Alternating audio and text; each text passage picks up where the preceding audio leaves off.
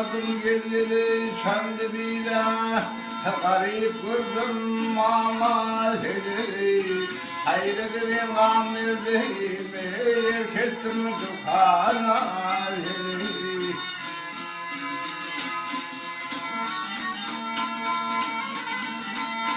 Elçimeli var ettim, borçluyum har ettim, gayretimim var ettim, tapmışım tılhaları.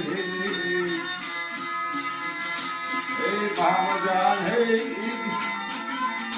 hey ettim.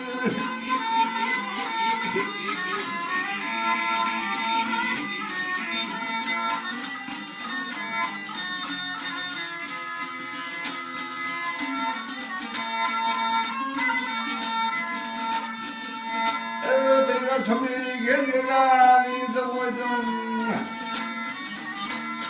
tapmasın derini soydum, hep azap bile gözüm oydum, Huday urdu mamali.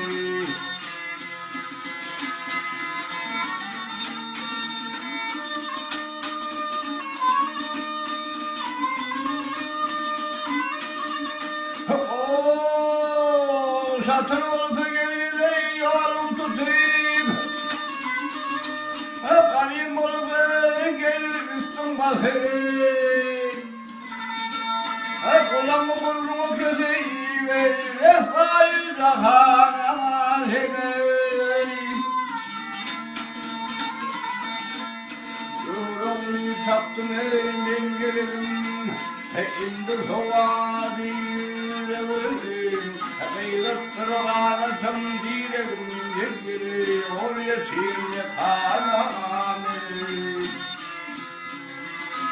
Ey kamucan hey, hey ettim.